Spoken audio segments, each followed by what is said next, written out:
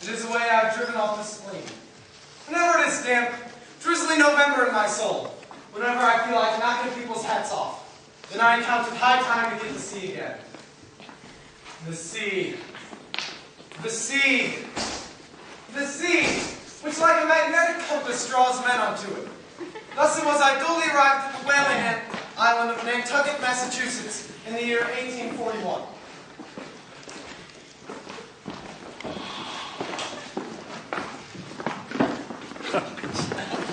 Welcome to the Tri-Continent. Who are these cheery fellows, my good woman? They're going whaling in the morning. I intend to offer my services if I can find a suitable berth. You'll have to ask them. See the logs on the check here. They open his embers on impact. Other seamen just have a right to wait for it. We don't smell like a whaling man, lads. No. Well, we always smell of spur. Oil, sperm oil, he don't smell of spur. No, I'm not from Not from Nantucket going whaling? Yes. Shall we take him, lads? Right! Well, let's drink for him, shipmate.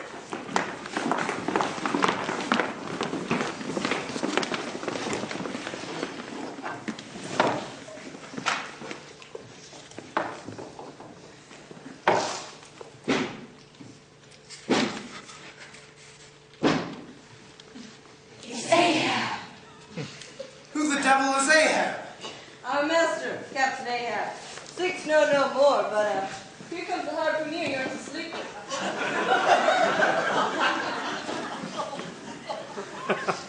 So I'm to sleep with thee. Me Kirkwood, the cannibal. Well, Kirkwood. One of those things dangling in front of you. Kirkwood sells shrunken heads. You wish to buy from Kirkwood? Are you a good harpooner, Kirkwood? Kirkwood, best harpooner in Nantucket. Misha, you see spotted tar and water outside window? You can't hit that, can you? Kirkwood, you see.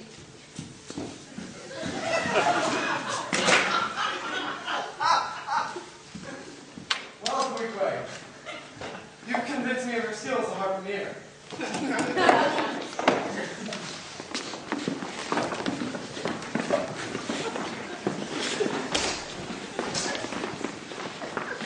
How it is I know not, but there's no place like bed for a confidential chat between friends. Then in our heart's honeymoon lay I and Kirkwood, the cozy, loving couple. Kirkwood now got affectionately throwing his long leg over mine.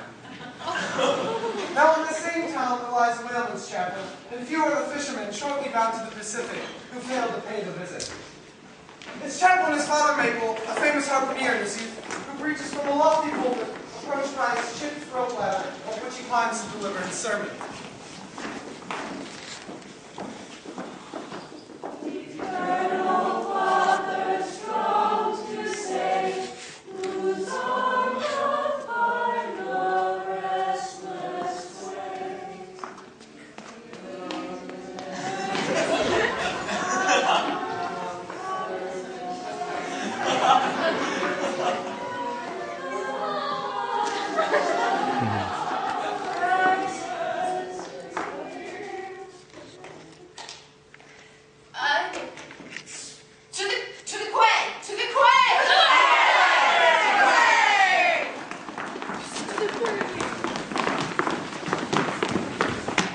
Welcome, Kirkwood. It's Christmas Day. Shall we ever see another here in Nantucket? Maybe we shall spend our next on your very own Pacific island. Coco. Yes! Coco Moco! Coco Moco! The bastard! We were just going aboard the Pequod. We sailed this morning. The Pequod? The Pequod? You shipped in that ship? We just signed an article. Anything down there about your souls? Or perhaps you haven't heard of Captain Ahab? What's wrong with Ahab? Wrong? Let the stiffened arm of mine testify what's wrong. leg being taken off according to the prophecy. Know all about the loss of his And what about the loss of his soul? Mark this, Ahab sails to his doom, and so do all that sail with it. What is your name, old madman? They call me Elijah.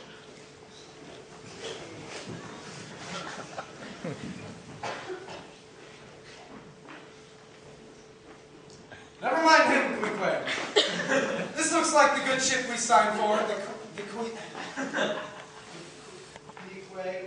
The one we signed for. Come on, fore and aft. Come off to hoist the mainsail.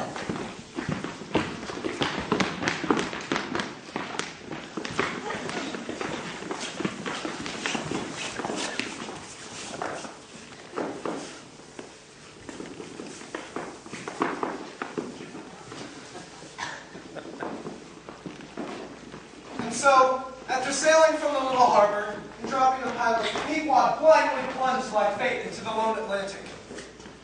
How it is, there's no telling, but islanders always seem to make the best whalemen. They were nearly all islanders on the Kirkwood. They came from all isles of the sea and ends of the earth. They were a lively set of lads. For several days after leaving Nantucket, nothing above hatches was heard of Ahab. It was only at night he could be heard walking the deck. Then one day came the order we had waited for.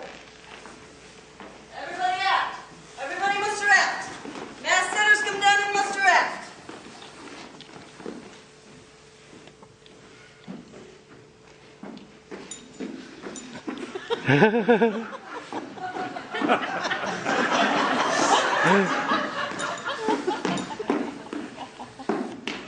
Men, what do you do when you see a whale?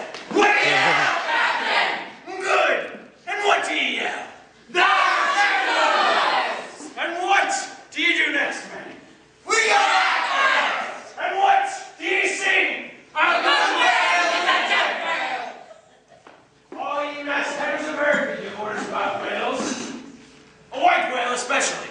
White whale. Look ye then. See this Spanish $16 gold piece? Do you see it? Ah! Whosoever marks me, the white-headed whale with the crinkled brow and the crooked jaw, he that sights this whale shall have this gold ounce. Carpenter, your maw. I'll nail it to the mast butts. Here, Carpenter, you can do it. It is the white whale I seek. Is that the same white whale that some call Moby Dick? Aye, Moby Dick. He's the white whale with the enormous spout. He fantails like a split jib in a squall. Is that not the same Moby leg that cut off thy Is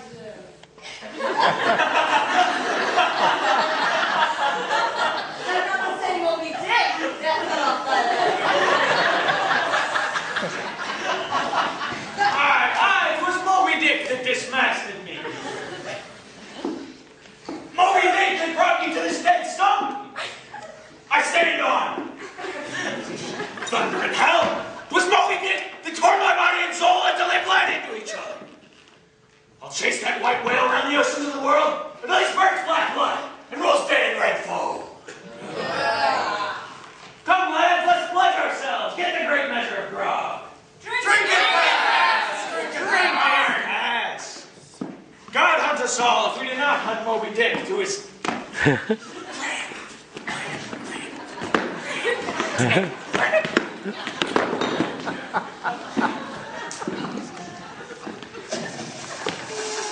Man overboard! Man overboard! Not a sign! The sea has swallowed him up. Aye, the first victim, but not the last. After this ill omen, we were hit by a terrible storm.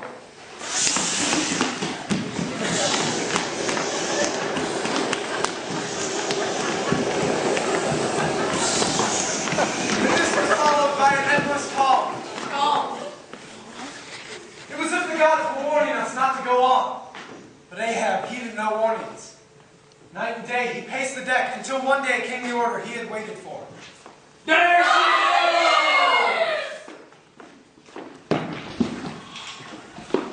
goes! Did you see his crooked jaw? And the snow white hump? Then it is surely Moby Dick! I'll 10 times girdle the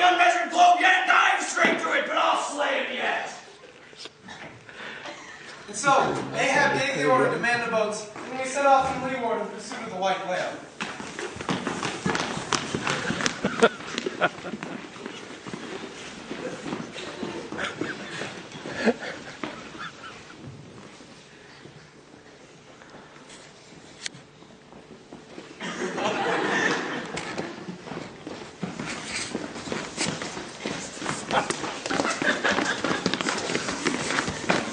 After a while, we halted over the spot where the whale had sounded and waited patiently.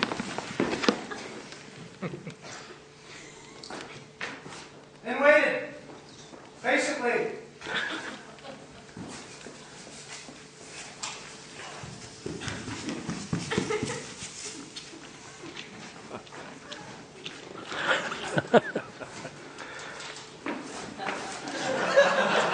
There she goes! There she goes! Roll out and flee out!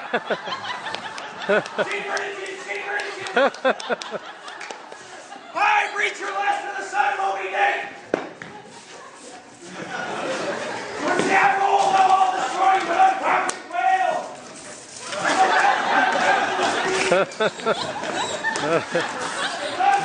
know the spear! Hey, stick!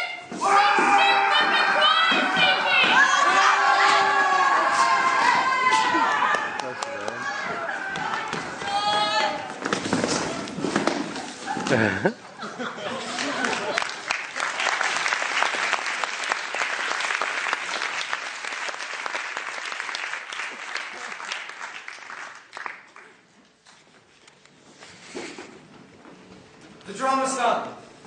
The great shroud of the sea rolls over the Pequod, her crew, and Moby Dick. And I alone escaped to tell the tale, saved by the good ship Rachel.